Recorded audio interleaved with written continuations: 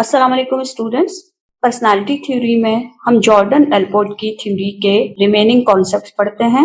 Personality development and prejudice, the proprium and 7 stages of developing self.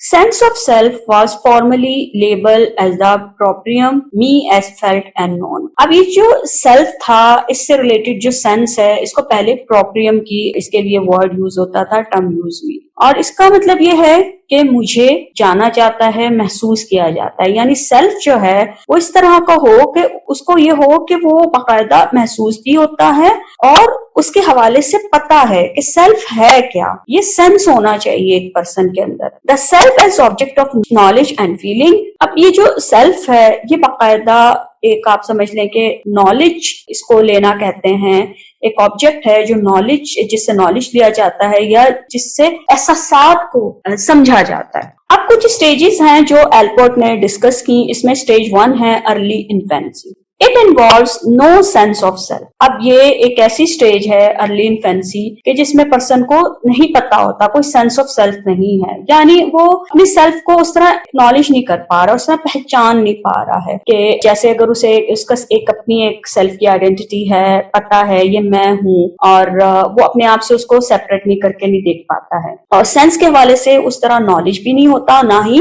एहसास होता है, क्योंकि स्टेज ही ऐसी है कि एक छोटा बच्चा है तो उसे नहीं पता होता सेल्फ के हवाले से कि उसका सेल्फ है, किस तरह का है, क्या है, कंप्लीट है, इनकम्प्लीट है। Infants initially are unable to separate themselves from their environment. क्योंकि इन्फेंट्स में ये एबिलिटी नहीं होती कि वो खुद को एनवायरनमेंट से सेपरेट समझें। उनके अंदर जो है वो खुद को एनवायरनमेंट में ही वो जम करके देखते हैं, वो अपनी जात की उस तरह पहचान नहीं होती, वो सेंस होता ही नहीं है छोटे बच्चों में। उन्हें सिर्फ अपनी नीड से होता है और उन्हें सिर्फ ये होता है कि उनकी सराउंडिंग में कुछ लोग हैं जो उनकी नीड्स को फुलफिल कर रहे हैं। उन्हें भूख लगी है तो दूध चाहिए, पानी चाहिए, नींद आई है तो वो रोते हैं। तो उनको सेल्फ से रिलेटेड कोई ऐसा सेंस नहीं होता और ना ही वो खुद को एनवायरनमेंट से उस तरह सेपरेट करके देख सकते हैं कि हाँ ये मैं हूँ और ये दूसरे हैं। They are conscious but not self conscious. यानी वो कॉन्शियस तो होते हैं, अवेयर तो होते हैं, लेकिन सेल्फ कॉन्शियस नहीं होते। लेकिन अपनी जात के हवाले से उनको भी इतनी पहचान नहीं होती, क्योंकि वो स्टेज ही ऐसी है कि अभी सेल्फ से रिलेटेड जो चीजें हैं वो भी डेवलप हुई नहीं होती। स्टेज 2 है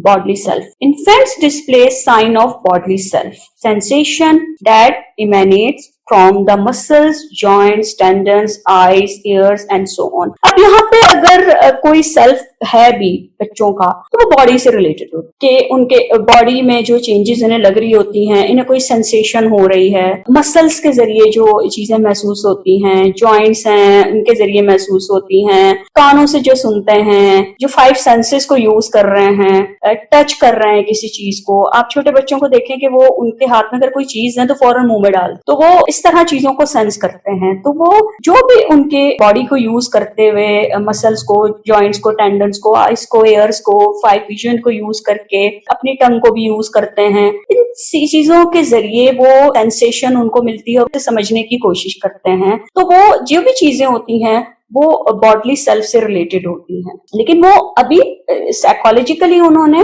खुद को उस तरह पहचाना नहीं है, आइडेंटिफाई नहीं किया है और ना ही एनवायरनमेंट से को डिटैच करके देखा है। Self identity involves the continuity of self over past, present and future that results from the operation of memory. अब यहाँ पर जो 3rd स्टेज है, यहाँ पर सेल्फ आइडेंटिटी होती है। जैसे सेल्फ को समझना और उसको जानना जो है वो उसकी कंटिन्यूटी होती है। उसमें पास्ट को भी देखा जाता है, जो कुछ पास्ट में हुए तो पर्सन उसको भी करता है, देखता है, प्रेजेंट में जो कुछ हो रहा है फ्यूचर के हवाले से भी देखना शुरू करता है। और ये कब होता है? जब उसकी मेमोरी यूटिलाइज होती है। अब जो भी उसकी मेमोरी में है, उसने जो कुछ भी पिछले टाइम जो गुजारा हुआ है, केयर गिवर के साथ गुजारा है, जिस एनवायरनमेंट में रहा है वो बच्चा, और अब वो जैसे से ग्रो कर रहा है तो उसकी मेमोरी जो है वो स्ट्रांग होती जा रही है। और मेमोरी तो है, तो बच्चे को याद होता है। अगर आप 5 साल के बच्चे से भी पूछें कल क्या हुआ था, तो वो बच्चा आपको बताएगा कि हाँ कल जो था मुझे मामा ने इस तरह मारा था, ये डांटा था। बच्चे को चीजें याद होती हैं। 3 साल का बच्चा भी जो है वो अपनी मेमोरी को बड़े अच्छे तरीके से डिस्क्राइब करता है। तो अब ये जैसे जैसे जो है वो टाइम गुजरता चला जाता है तो वो अपने सेल्फ की वो जो कंटिन्यूटी है वो शुरू होती है। वो किस तरह होती है कि उसकी जो मेमोरी मौजूद है उसके पास, उसको यूटिलाइज करता है, पास्ट, प्रेजेंट और फ्यूचर के हवाले से वो को देखता चला जाता है और समझता चला जाता है, खुद को आइडेंटिफाई करना शुरू करता है। सेल्फ स्टीम स्टेज 4 पर सेल्फ स्टीम जो है उसकी स्ट्रेंथन होती है। Self esteem is the steam in which one holds one self. अब सेल्फ स्टीम जो है वो किस तरह एक पर्सन अपने आप को लेता है, बेसिकली आपकी टोटलिटी ऑफ सेल्फ, के आप किस तरह अपने सेल्फ को लेते हैं, अपने आप को किस तरह समझते हैं, अपने हवाले से क्या इवेल्युएट करते हैं, ये बेस करता है आपकी जो सेल्फ स्टीम को डिटरमिन करता है। Self esteem is the pride in one's pursuits and accomplishment. अब सेल्फ स्टीम के प्राइड फील करना किस चीज पर, क्या मैंने अब तक क्या किया है, जो भी मैंने किया होगा, जो भी मेरी अचीवमेंट्स हैं, जो काम भी मैंने किए हैं, सक्सेसफुल किए हैं, अच्छे किए हैं, उस हवाले से मैं खुद पर एक जो है वो अच्छा फील करूंगी अपने हवाले से। लेकिन अगर एक पर्सन ने अचीवमेंट नहीं की है या उसने बड़ी प्रॉब्लम देखी है या वो किसी काम को सही नहीं कर पाया अपनी एज के अकॉर्डिंगली, तो वो क्या होता है, वो अपने हवाले से बुरा फील करना शुरू कर देता है। तो स्टेज 4 पर सेल्फ स्टीम जो है वो बिल्ड होती है, डेवलप होती है। और इससे पहले भी हमने थ्योरीज में पढ़ा है कि देखें, जब सेल्फ स्टीम होती है तो आपका जो एनवायरनमेंट होता है उसका बड़ा रोल होता है। अगर आपके एनवायरनमेंट में क्रिटिसिज्म मौजूद है, आपके एनवायरनमेंट में जो है वो सही तरीके से आपको गाइड नहीं किया जा रहा, अगर आप कोई काम कर रहे हैं उसमें मिस्टेक्स निकाली जा रही हैं, तो फिर पर्सन की आगे चलकर जो सेल्फ स्टीम होगी वो लो होगी, पुअर होगी, वो अपने हवाले से प्राइड फील नहीं करेगा। लेकिन अगर एक पर्सन को ट्रीटमेंट इस तरह का मिला है कि अगर उसको छोटा सा भी काम करता है, उसमें कुछ अच्छा किया है, उसको पॉजिटिव फीडबैक मिला है, और अगर तो उससे कोई मिस्टेक हुई है तो उसको बहुत ज्यादा वो हाईलाइट नहीं किया गया या उसको गाइड किया गया ताकि वो अपनी उस मिस्टेक को रिपीट ना करे, तो उससे क्या होता है कि उसके अंदर एबिलिटी डेवलप होती है, सेंस डेवलप होता है कि आई कैन डू दैट। तो वो अपने हवाले से फिर जितना भी उसने काम किया होता है, जो भी उसने अचीवमेंट्स की होती है, जो भी टास्क उसने कंप्लीट किए हुए होते हैं, जो भी उसने गोल सेट किए होते हैं, उन गोल को जब वो 1 बाय 1 अचीव करता है तो वो बड़े एक खुले दिल से करता है और वो खुद को अपने पास्ट एक्सपीरियंसेस की रोशनी में देखता है और उसके अपने हवाले से एक उसको प्राइड फील होता है। तो सेल्फ स्टीम जो है वो डिपेंड करती है कि वो किस तरह के जो है वो फीडबैक मिला, किस तरह का एनवायरनमेंट है, किस तरह के एक्सपीरियंसेस है। तो स्टेज 4 पर सेल्फ स्टीम बिल्ड होगी, इनहेंस होना शुरू होगी और पर्सन जो है वो अपने हवाले से अच्छा फील करेगा। Stage 5 extension of self. The extension of self is expanding oneself to include all those significant aspects of one environment including people. अब यहाँ पर सेल्फ की एक्सटेंशन होती है। एक्सटेंशन किस तरह होती है कि पहले सेल्फ आइडेंटिटी हमने पढ़ा, फिर उसकी सेल्फ स्टीम के हवाले से हमने पढ़ा, सेल्फ स्टीम भी डेवलप हो रही है, अब उसका सेल्फ जो है वो एक्सटेंड कर रहा है, यानी और भी बहुत सारी चीजें ऐसी इंक्लूड होती जा रही हैं। वो पर्सन जो है अंडरस्टैंड करता चला जा रहा है, समझता चला जा रहा है, उसको डील कर रहा है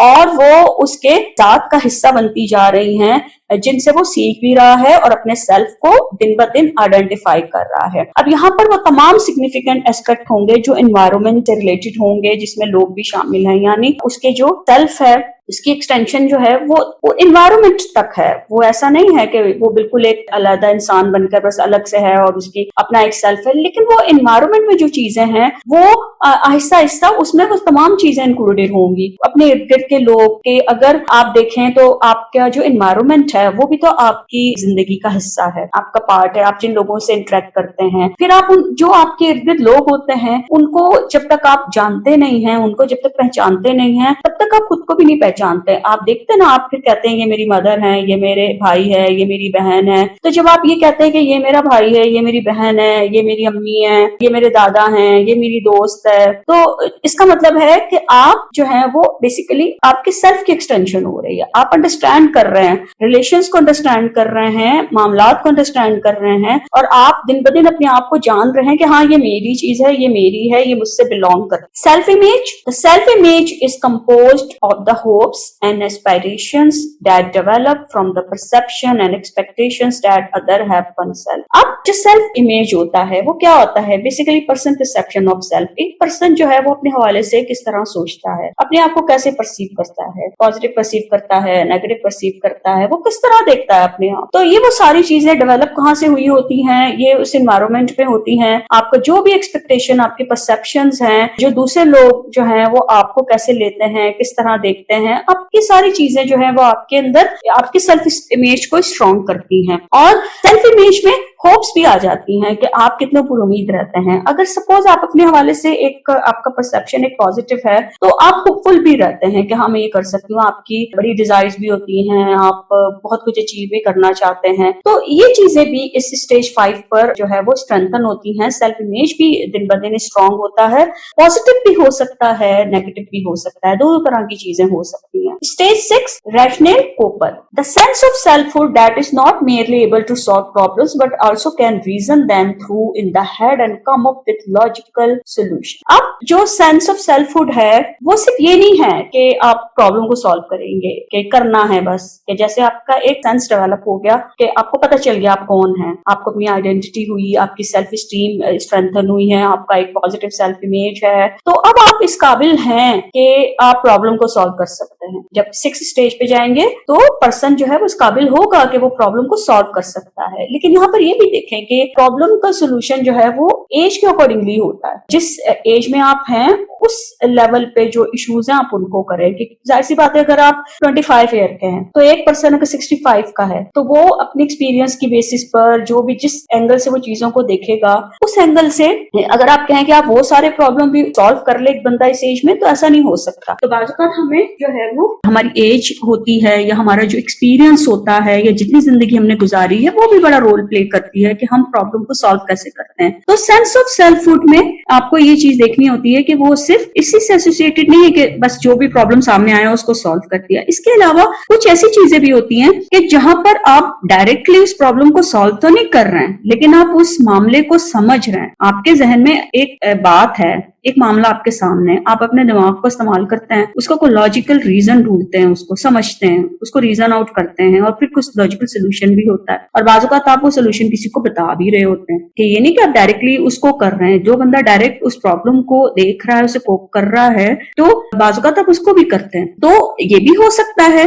कि आप जो है वो एक प्रॉब्लम आपका अपना है, आपके सामने है, आप अपने दिमाग में आपने उसको रखा, आपने सोचा, आपने उसकी रीजन को समझा, आइडेंटिफाई किया और फिर आपने एक लॉजिकल कोई सोल्यूशन लिया, एक रैशनल सोल्यूशन उसका सोचा और फिर इसको इम्प्लीमेंट किया और सक्सेसफुल हो गए। तो ये भी हो सकता है। बाज़ औक़ात आप दूसरों को सजेशन देते हैं। तो rational coper is much like Freud's ego. अब यहाँ पर जो इसका रैशनल कोपर है वो बेसिकली आप समझ लें कि जैसे फ्रॉइड ने ईगो की बात की थी, बिल्कुल वैसे। ईगो का काम क्या होता है? रियलिस्टिक होता है, प्लानिंग करता है, प्रॉब्लम को उसका जो सोल्यूशन ढूंढता है, एप्रोप्रिएटली वर्क करता है। अगर ईगो स्ट्रांग है तो पर्सन की फंक्शनिंग बड़ी अच्छी होगी। तो ये चीजें होती है कि ईगो की तरह रैशनल कोपर भी वर्क करता है। Stage 7 propriate striving. Propriate striving is planning for the future by setting long range goal. अब प्रोप्रिएट स्ट्राइविंग क्या होगी कि पर्सन जो है वो प्लान करेगा फ्यूचर के हवाले में और गोल सेट करेगा। लॉन्ग रेंज गोल भी हो सकते हैं। आप लाइफ में बहुत सारे गोल सेट करते हैं, कुछ शॉर्ट टर्म गोल्स होते हैं, कुछ लॉन्ग टर्म गोल्स होते हैं।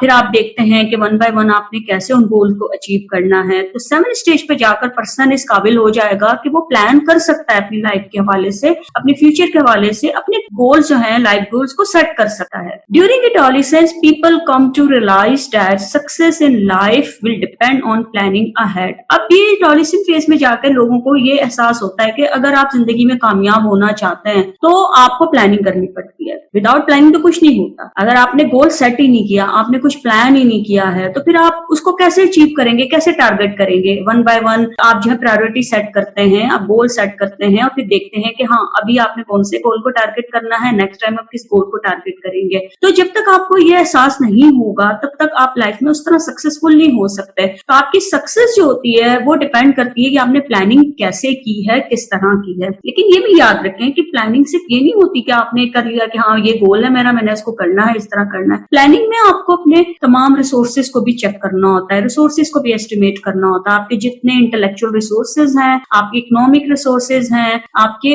दूसरे जो और रिसोर्सेज हैं या आपको सपोर्ट है, जैसे आपकी फैमिली सपोर्ट है वो किस तरह है, आपका एनवायरनमेंट किस तरह का है, आपका कल्चर किस तरह का है, इन चीजों को भी आपने सामने रखना होता है। और फिर आपने देखना होता है कि क्या आपको अल्लाह ताला ने वो एबिलिटी दी है, वो पोटेंशियल्स दी हैं, क्या आपके पास वो एप्टीट्यूड मौजूद है, आपके पास वो टैलेंट मौजूद है, क्या आपके अंदर वो क्रिएटिविटी मौजूद है जो उस गोल को अचीव करने में आपको हेल्प कर सकती है, जिसके थ्रू आप सक्सेस सक्सेसफुल हो सकते हैं। इसी तरह आपको अपने इकोनॉमिक रिसोर्सेज को भी देखना होता है। आपको ये तमाम चीजों को सामने रखकर प्लानिंग करनी होती है और फिर उस प्लानिंग के ऊपर जो है वो आपने वर्क करना होता है जो आपकी सक्सेस को डिटरमिन करती है। तो ये थी स्टेजेस जो एल्पर्ट ने बताई एक पर्सन की डेवलपमेंट से रिलेटेड।